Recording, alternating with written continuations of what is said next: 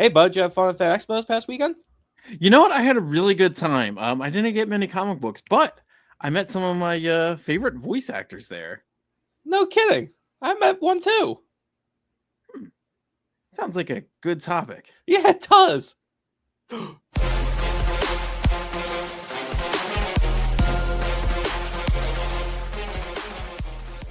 Welcome back to the table, everybody. That's right. We're talking our favorite voice actors of all time. I'm the lovely host, Kev, aka Spider Kev. I am with my bestie, my partner in crime, Mike Barry. Hello there. It's the Mike and Kev show again. That's us. That's us. Oh my god. Yes, if you haven't realized, we're talking our favorite voice actors. Michael, we had a discussion of what to talk about this week, and little did we know, Fan Expo Philadelphia was just this past weekend. It was. We both went separately. Yeah. You got there a little For your earlier fault. than I did. I had intentions, but I also slept through my alarm clock. Anyway, so yes, we had a great time at Fan Expo. It's always fun. It's always a good time. It's very crowded for Saturday. Very, very crowded. I'm not surprised. It feels like it gets crowded every year. But we had the lovely opportunity to meet some voice actors this past weekend. Now, the last 2 years, I met two voice actors at Fan Expo. But this year, I had the lovely pleasure of meeting Michaela, who plays Toph, right? Mm-hmm. And Michael. Too many Jason Frakes is the lovely Captain Captain Riker from Star Trek: The Next Generation. But to me, he will always be the great mastermind, the underrated David Xanatos from Gargoyles. And he was very excited when I said just about that. I was like, "You're Captain Riker to everybody, but to me, you'll always be David." And he went, "Xanatos! I love that character." That's awesome. That is awesome. The fact that people can just get behind who they play and just go along with it is always great. Because I asked her, I was like, hey, when you made some of the jokes, was that from you or was actually in the script? And she was like, no, they were all in the script. You think my 12-year-old sarcastic ass would make up and she did the line where she's like, oh look, there it is. That's what it would look like if you could see it. She did a whole voice and everything, and my mind went, oh my god. I got a little lucky too, because I got 2-for-1 Gargoyles voice actor. Because as I was talking to him, the guy who plays Data on Star Trek: The Next Generation came over and started talking to the captain, and he was having trouble with signing something. His agent wasn't letting him or something, but he was and he saw the picture of David Xanatos. He's like, oh look, David Xanatos, I was on that show. I played Puck. And he did the Puck voice, and they talked for a second as Xanatos and Puck, and I was like, that's amazing. I just sat there and took it all in. Yeah, I hear you. Now,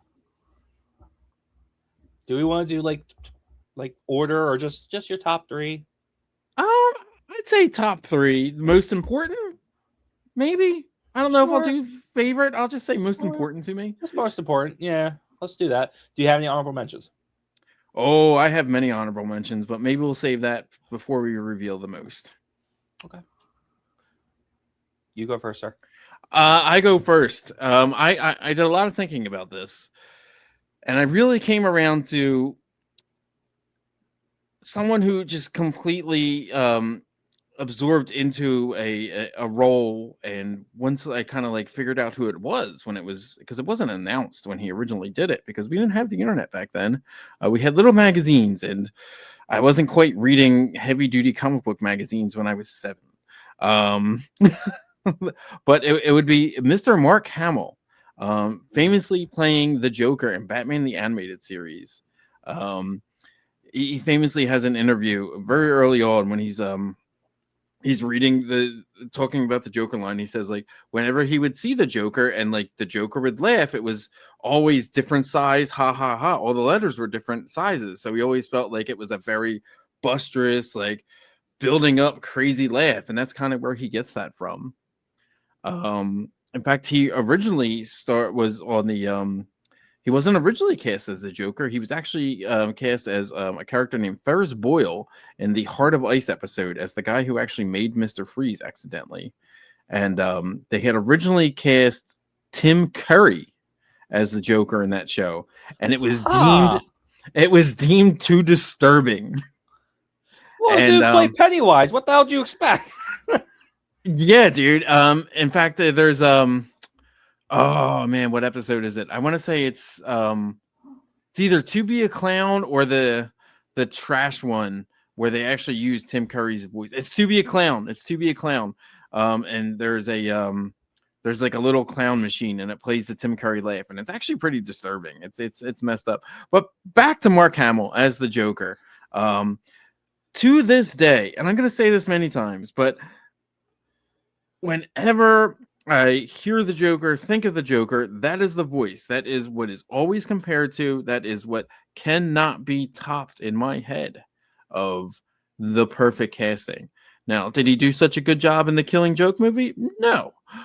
But he legitimately killed it in like every other performance, whether it was Batman the Animated Series, whether it was Return of the Joker, Batman Beyond, whether it was the Justice League Unlimited when he was part of the League of Doom. He was also, and I was surprised, and as soon as I thought about it, I was like, oh yeah, he was also Ozai on Avatar. And like again, like he plays such a sinister person, and I don't know, I probably think of Luke Skywalker before I think of the Joker. Of course. Luke is always that beacon of hope because, you know, those last movies didn't happen. But and to like completely get the opposite of it, and for him to truly embody that. He was also the trickster on the live action Flash show, which he did kind of play, which he did kind of play more as a I would say more as the Joker, because he does kind of get that manic laugh in there. It's kind of a little preview, but absolutely Mark Hamill as the Joker, whether it be, again, his performance in Mask of the Phantasm is amazing. And there's actually a hint of fear in his voice at one point. And the Joker never breaks character, but he truly believes at one point that Batman is going to kill him. And Batman is on some kind of they're on a rocket and they're going through it, and he's like, stop or you'll kill us both. And like the way he says it is just, the delivery on it's amazing. So yes, my number 3 most important voice actor is absolutely Mark Hamill. Okay. All right. My number 3. Oh, man. You're gonna kill me when I say this because I know you're gonna say this person later. To me, right? Like if I had to choose, like obviously I know my 1 and 2. Yeah. But my number 3 is the guy who kind of introduced me to this character, Kevin Conroy. Ooh, that's a goodie, bro. That is goodie. That is an amazing pick. I will bury my lead and say that is such a good pick. It is my number 1. But you go on, please. I'm not gonna speak much about him because that's your guy. So I'm gonna tone it down a little bit. But yes, okay. Kevin Conroy is my number 3. His voice for Batman is absolutely perfect. There will no longer be no one in this world that can be at that level as he was. Yeah, we had good ones like I always forget the dude's name who did the Lego Batman. I thought he's a funny, good Lego Batman voice. That's not D. Badger Breaker. It's the other guy from Drew Carey. I can look. Yeah. He even sings like a really cool song in that movie. Oh God, what is his name? I can't think of it. But there have been a few contenders for a really good Batman. Oh man, I'm blanking on his name now. The guy who played RoboCop, played a really good Batman in the Dark Knight Returns movies. Of Will Peter Arnett. Weller. Will Arnett. Okay, yeah. I thought he was a good Lego Batman. What? Yeah. No, I don't want to do that. No. That's me every time someone tells me to come out. Nope. But yeah, Kevin Conroy. He introduced me to Batman. Even though my dad is a huge Batman fan, he loved the Adam West Batman. I know I liked your dad. Yeah. But Kevin Conroy really introduced me to this character very much from the animated series. And you talk about Mark Hamill. It's Mark Hamill's said it before. He's never doing Joker again because Kevin's not there. Exactly. It's just not fun for them anymore. It's not fun for them. And we got to see Kevin Conroy live action Batman, even though it wasn't Batman, it was Bruce Wayne. And was it? Oh God, was it? It was Crisis on Infinite Earths. Crisis on Infinite Earths. But it was where he's in a full bodysuit because his, I think Bane broke his spine. Oh, also, in the Kingdom Come series, where that kind of like draws inspiration from, that Batman is long since his body is broken. The mind is still willing, but his body is broken, so he gets an exoskeleton. Fun fact: there is in that scene underneath the tarp is the 1989 Keaton Batmobile, but it's under a tarp. Nice, that's good enough. What was your first introduction to him as Batman? It was actually Justice League animated series. That makes sense, like timeline wise. Yeah, because that's when I grew to like the Flash a lot. That's how he became my favorite. And I was always just torn. I was not torn, but it's like I was always drawn to Kevin's voice on how he was speaking as Batman, whatever scene he's in. And I remember the one scene where they're all on the jet and they're telling Batman that they're gonna turn themselves in. He's like, "You're doing what?" And like it's a whole group discussion. He's like, "This is by far the dumbest plan I've ever heard." And Wonder Woman said something. He's like, "Yeah, I already did," and he hung up. Or something I like when they're hanging on the roof and like Wonder Woman's hitting on him, and she's like, "Do you like to do anything like outside of like fighting crime?" And he's like, "Number 1, relationships on a team don't work. Number 2, I'm a rich kid with daddy issues. Number 3, you're a warrior goddess." But then, and the other ones that draw to me is when, was it Justice League? I think, yeah, it was Justice League where I'm blanking on the villain, but it was a girl, like a little girl. She's swinging on the swing. Oh, Ace. And she was basically gonna die, and there's nothing for him to do. Those who know, the story with that is in the slightly distant future from Justice League Unlimited.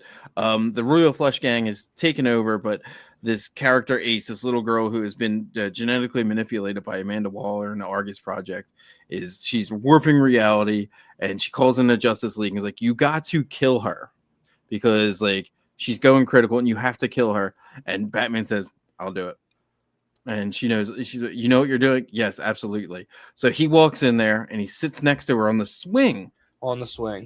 And she knows she's not gonna survive. So all she asked was if you to stay with her. Yeah, she's like, "I can read your mind, and I know you're not going to do it." And he's like, "Yes." "Will you stay with me?" "Yes." And like, dude, he carries her out, and like, it is that moment. It's amazing. Yes. And then I believe it was him when the Justice League was getting under attack, and it was actually someone hacked into their system, and they found out about Bruce Wayne, like, or how Batman lists how to take down all the Justice League members. Yep. And they all use those plans. And he goes, "Alfred, prepare the Batwing. The Justice League is under attack. By who? By me." Power of Babel, man. That's what that's about. Ooh, yeah, such a good one. But yeah, Kevin Conroy is my number 3 because of those memories and how he introduced me to as Jose says, bitch Wayne. Come on. Sorry. Well, I will put a pin in my statement. I will tell a story later. Yes. But we will move over to my number 2 if we're ready. Yes, your number 2. My number 2, most important voice actor and performance, comes from none other than Keith David on the Gargoyles TV show. I was very fortunate that me and my brother Patrick got to meet him about 2 years ago in Jersey. He was a lovely man. I was upset that I did the photo package, which meant that I didn't really get to talk to him, because after he did that, he had like a table where he was signing things and taking photos for less money. Cheaper. Yep. That's how it was for me with Michaela, because it was like 130 for photo up and everything, but it was 75 at the table just for a photo and a sign. I'm like, oh, that's 100% taking a cheaper. Yeah. Route. And like, he was a lovely man. And I want to bring it up. My brother Patrick went with me, and he met Keith David as well. It was a very lovely memory for the both of us. It was a good time. But me and my brother, we watched Gargoyles every single day together. When I would get home from school, he would come home from high school, I believe, and I would rush home from like 5th grade, elementary school, and I don't think thought of yet. No, he has this commanding yet sometimes sympathetic and gentle voice, and a lot of the lines that he portrays in that show, some of them are very Shakespearean and kind of really there's good and evil in all of us, human and gargoyle alike. You should know that better than anyone, as he's talking to like Demona the one time. And he just, the way he rolls his R's, and they originally had intended to have to digitally enhance his screams. We were just talking about it on the last episode where he finds Demona smashed and he picks her up and he says, "My angel of the night," and he just kind of like raises and his wings go up. That's one shot, one voice. There's no dubbing, there's no anything on that. They originally thought they would have to kind of like enhance it, but he was able to pull it off completely and amazingly. He had some really good live action movies. He was in They Live next to Roddy Piper with the longest street fight ever. And he was also in John Carpenter's The Thing. In fact, he is the one at the end that's last with McCready, and it's always fun to see him in other movies. But to me, Goliath was such a centering point for my moral compass, and a lot of that is based on Keith David's performance, and it's amazing. I love it. Very lovely man. Wish I got to talk to him a little bit more, but I'm glad I got to meet him. I always say meet your heroes when you have the chance. I think a lot of people say don't meet your heroes because sometimes they don't live up to expectations, but I am forever the optimist, and I truly believe you have a better chance of talking to your heroes and thanking them and having a good time with them than you do them not being so nice. So I had to meet him. And that, ladies and gentlemen, if you don't know, what he just said, meet your heroes, I've had that in my brain for years now. And I wouldn't be able to meet Michaela. I wasn't able to meet Yuri. I wasn't able to meet Lizzie Yu if it wasn't for the man next to me. I sincerely, I promise I believe in you, and I love that you do that. And I don't think you should ever hold yourself back. I believe you should 1000% take every shot you can. Exactly. Because of this man, that's why. My number 2. Unfortunately, I haven't met this person yet. This woman was my childhood because of all the stuff that she did. My number 2 is Tara Strong.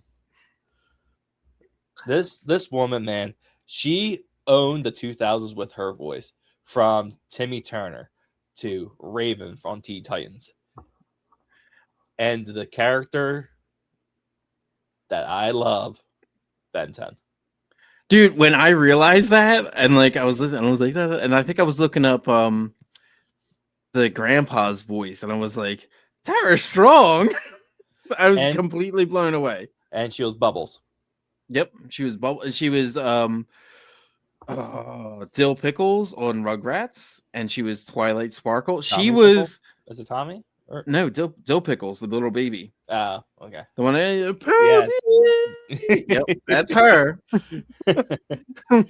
And she was actually someone I was really wrestling with for my number 3, because that's when like I kind of decided I was like, we should probably I feel like I want to go with like most important, because she was also Barbara Gordon Batgirl on the New Adventures of Batman and Robin when they got the redesigns, which has an amazing episode called Over the Edge. Watch it.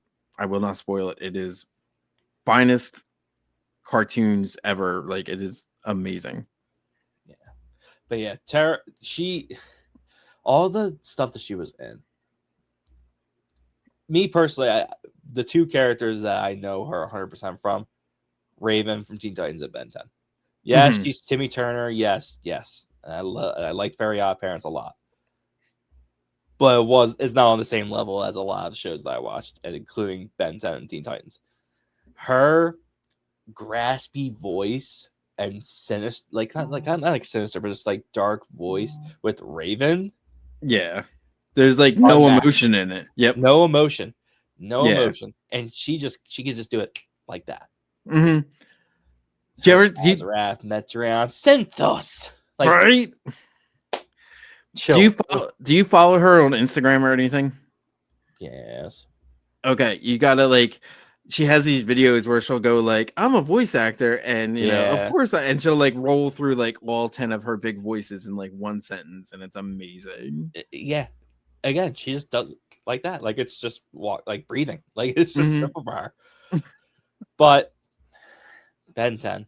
Now, as you know, if you haven't seen it, Mike watched the first 5 episodes of Ben 10 last week. And he's hooked. I am. And I think that's kind of what blew me away, because I was kind of expecting your buddy Yori to be the voice. And when I saw it was her, and again, like, I love that she's like very versatile, where there's almost as many like male voices that she's done as she does for like female voices. And again, it's one of those, once you hear it, you're like, that's absolutely Tara Strong. Yeah. A character a show that just they took a swing on, and it became a cultural phenomenon. She started it. I love her for it. She brought that character to life, and because of her, she is my number 2. Buddy, I will tell you 1000%. If she shows up to Fan Expo, I will gladly stand in line next to you. All right, you got a deal. Yep. Michael? My number 1. Do you want to do honorable mentions? Well, Tara Strong was going to be one of my honorable mentions, but I would like to also say like LeVar Burton of every voice of everything that ever was, including like Samurai Jack. So many things I can't even like begin to name them off the top of my head. Was it Alan Cummings, the voice of Winnie the Pooh? Yeah, Jim Cummings. Jim Cummings, that's what it is. Absolutely. He was there, and he was all over the place. He does so many voices. He was even the singing voice for Scar in The Lion King, because what's his face couldn't quite hold a note, so they kind of brought Winnie the Pooh in. And if you listen to it, you're like, that's Winnie the Pooh singing. Yeah. Of course, there's like Frank Megatron Welker. Again, a litany of voices that are kind of unbelievable. He was also Shaggy in Scooby-Doo and the voice of Scooby-Doo. Another honorable mention, Matthew Lillard is now the voice of Shaggy in everything Scooby-Doo now. The list goes on. Ladies and gentlemen, I love cartoons and I love voice actors. My brother is amazing at naming voice actors. I should have consulted him. Kevin, do you have any? I'm thinking. I'm also looking because there is quite a few. Jim Cummings is one of them. I will agree. Jim Cummings is one of them. I mean, there could be a specific someone that I met this past weekend too. I mean, Michaela Murray as Toph is up there as well. Absolute sweetheart. Breath of fresh air when you talk to her. Blanking on the name of the voice actor for Optimus Prime. I don't know why I'm blanking on it. Optimus Prime is not Peter Weller. He is also the voice of every goddamn trailer commercial for your VHS. When I put in Scooby-Doo and all the previews before the movie starts, he is the voice of everything. Like Iron Giant still gives me goosebumps to this day. Yeah. It's still great. He was also the voice of the frickin' Predator. Those weird noises, clicking noises, that's him doing that. He tried to imitate a horseshoe crab. I want to mention Cam Clark, who played Leonardo on the original Ninja Turtles, but also to mention my brother again, he was Liquid Snake in Metal Gear Solid. Not to jump into video games too much, but a very important voice, as well as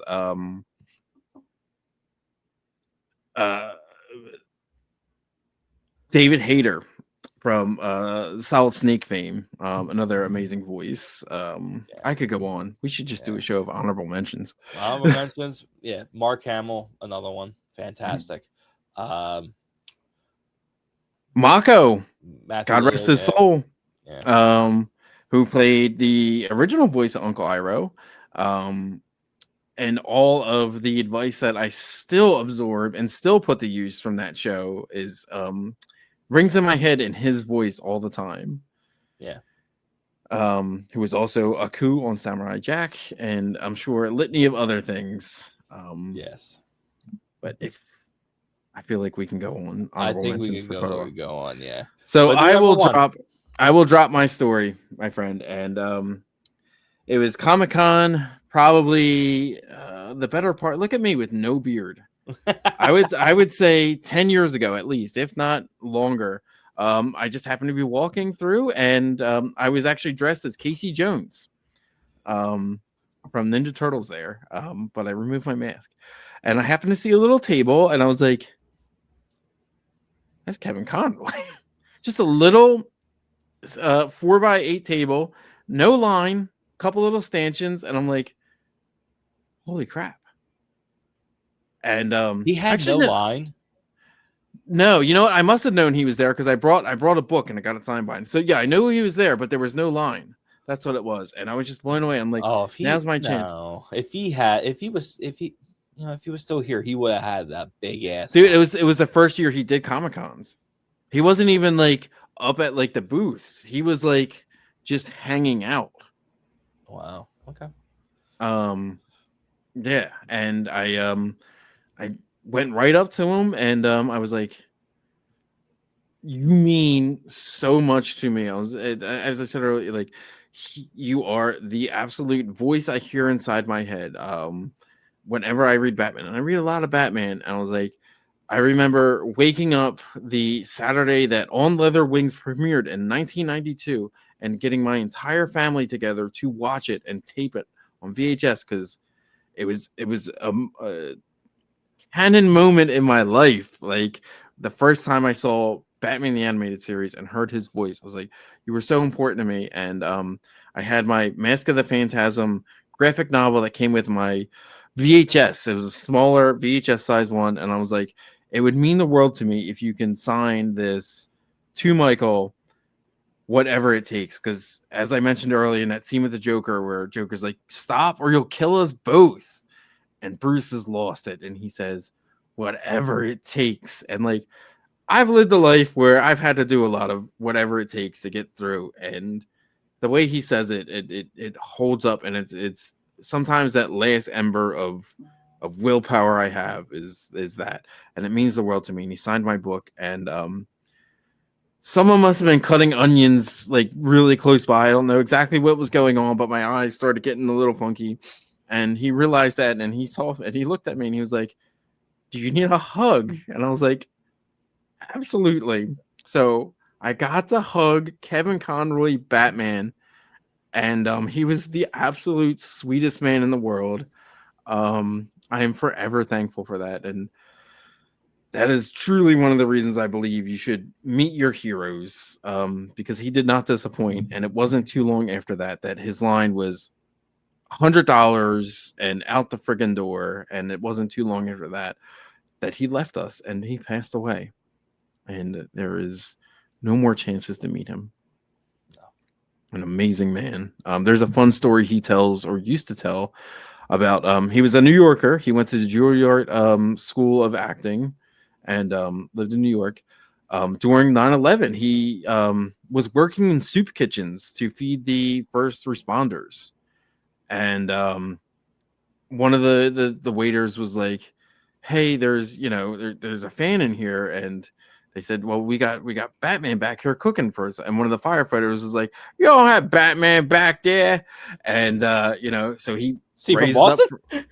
well, look, I can't do a New York accent, so he raises his head up from the cooking line and says, "I am vengeance. I am vengeance. I am the night. I am Batman." And they were like, "Holy shit, it's actually Batman." That's awesome. So, an amazing man, true humanitarian. Yeah. What else can I say? Man, what else can you say? Nothing, man. That hasn't been said. Yeah. There is one scene in particular that, and I will leave it at this, in Batman Mask of the Phantasm, where he truly got to show the true emotion of Bruce Wayne. Bruce Wayne hasn't quite figured out what he wants to be as Batman, hasn't figured it out. He now met what he perceived to be the love of his life in Andrea Belmont. And it is pouring rain, and he is at the graves of his parents, and he is on his knees pleading to them. And he says, because he doesn't want to, he has this vow and he doesn't want to honor it anymore because he wants to get married. He wants to be happy. And he says, it doesn't mean I don't care anymore. I don't want to let you down, honest, but it just doesn't hurt so bad anymore. You can understand that, can't you? Look, I can give money to the city to hire more cops. Let someone else take the risk, but it's different now. And it's honestly my favorite Bruce Wayne scene in anything ever. And he got to really let loose and show his true chops in that one scene. And then Andrea comes over and says, "Give me a sign, give me anything." And then she comes over with her umbrella and says, "Maybe they have, maybe they sent me." Love it. Love it. Yeah. Maestro, what is your number one? Who is your number one? My number one is the guy that I met last year at Fan Expo. He is the second voice of Ben 10. Yuri Lowenthal.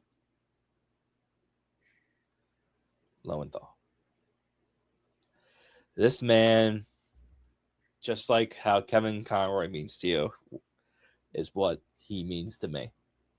Not only is he voice of Ben 10, he is also the voice of Spider-Man. And his Spider-Man is one of the best Spider-Man that I've seen in a long time. I think his Spider-Man is better than Tom's, better than Andrew's, almost to Toby. almost. I think he kind of is. What Spider-Man did he do? He was in the Insomniac Spider-Man. Oh, rad. Okay. Yeah. But he's so good at it that he's kind of like the main Spider-Man voice actor now. Like he voices Spider-Man in Marvel Rivals. Oh, dope. And, so he's going the Kevin Conroy route. Yeah. And he's doing a bunch of other things too, except for the one Marvel game's coming out. He's not the voice of Spider-Man in that one. But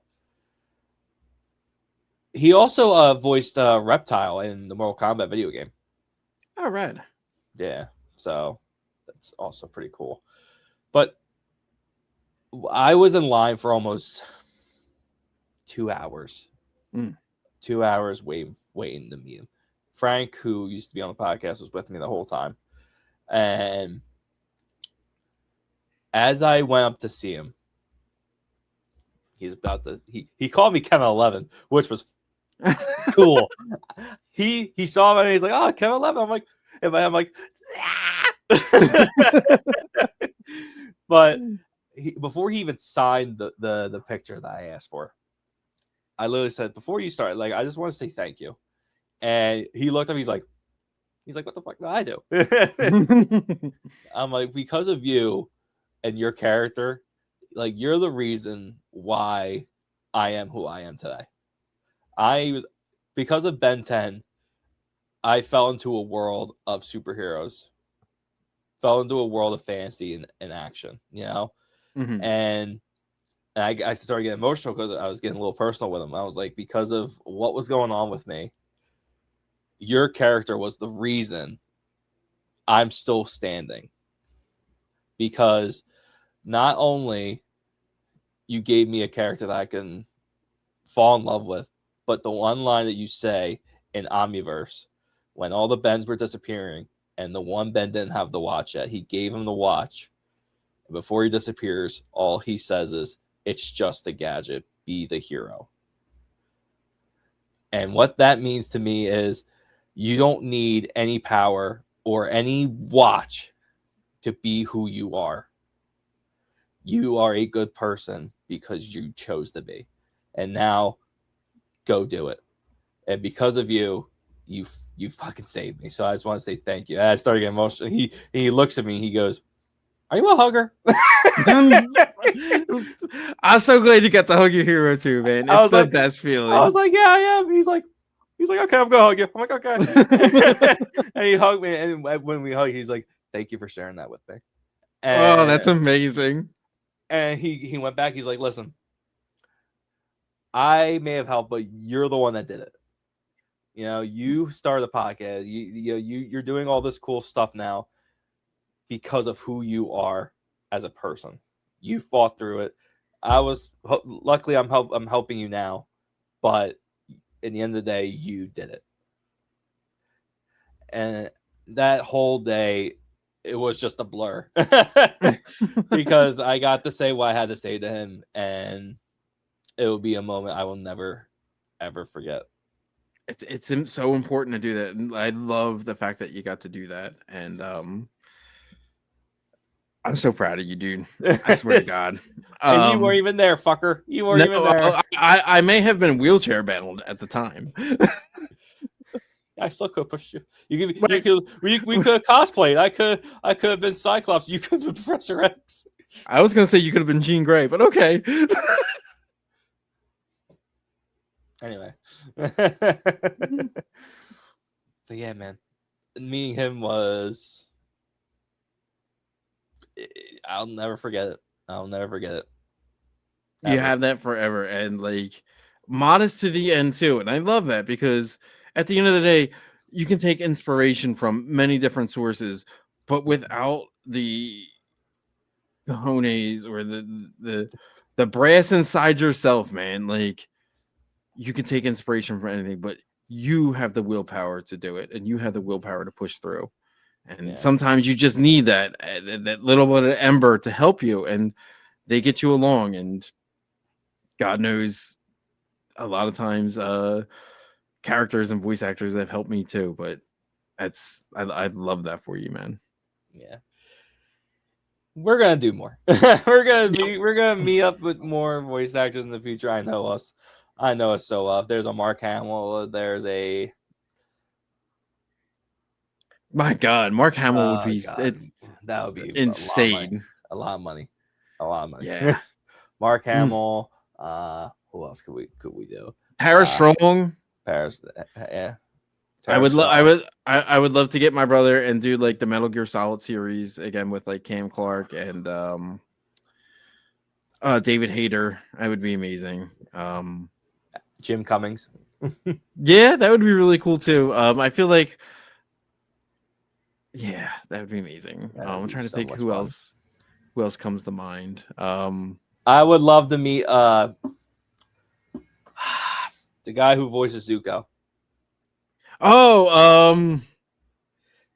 Rufio, that Philippine dude. I can't think of his name. American Dragon Jake Long. Donnie Brasco. And of course, Donnie Bosco, something like that. Dante Bosco, yeah. Dante Bosco. But the man who, but not only the guy who voiced Zuko, but the guy from Goofy movie. Yo, Stacy, talk to me, baby. I want to meet that guy. Oh man, this was fun, dude. It was. I love this. Yeah, it's a lot of fun. All because of Fan Expo. Great time. If you 2026, baby. If you don't go to Fan Expo wherever you live at, if there's one near you, do it. Do it.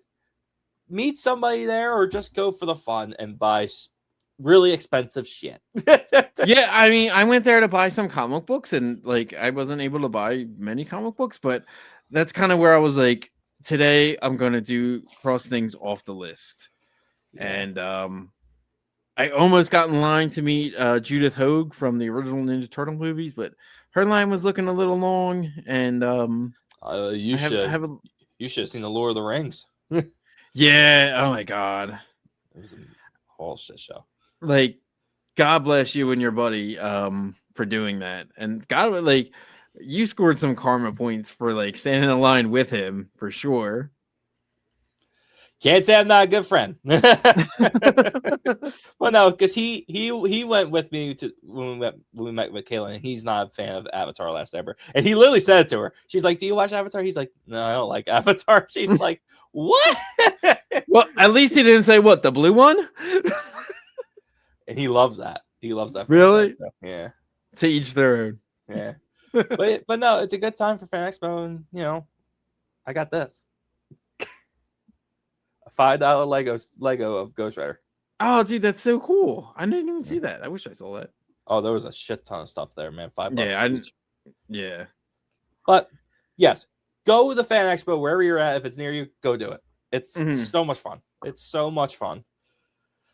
Michael, when the opportunity's there, meet your goddamn heroes. I don't care if it's a voice actor, if it's an actor. I've met two of my all-time most important singers. I got to meet John Crosby of Vast, and I got to talk to Henry Rollins, and that means the world to me, and I will always have that. I literally met a YouTuber. Like, he's a voice actor, but I know him as a YouTuber. Damien Haas from Smosh. He was just walking by, no security, nothing. That's the thing that I've seen. He was shopping. He was minding his own business. I didn't go up to him. Or anything. He walked by. I was like, "Hey, Damien, I'm a big fan." I said, "I love your stuff." And he looks, he's like, "Oh, thanks, bud." And he started walking. I'm like, that's all I needed. I ran into someone who I ran into a Geeks at the Nerd Table fan. Really? This guy Kevin. He says he's a longtime subscriber. He sounds like a great guy. He was really cool. He met some cool people that day.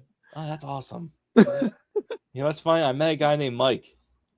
And named Mike, he was a subscriber as well. Yeah. Good. He finally subscribed. Yeah, he finally. I think he didn't know how to spell it. Yeah, probably. Yeah. But thank you guys so much for watching. Let us know what you guys think. Who is your favorite voice actors of all time? What is your favorite lines, scenes, whatever? Let us know down in the comments. Follow us on all of our socials, Geeks at Nerd Table Podcast, everywhere. TikTok, Instagram, you name it. Follow Jose at Baby Gorilla Comics, Pendel, PA. He's not here, but we always plug him up. Yes, sir. But, Mike, Kev, it was. I love this. Yeah, man. Until next time, everybody, we'll see you guys back at the table. Adios. Meet your heroes, damn it. Do it.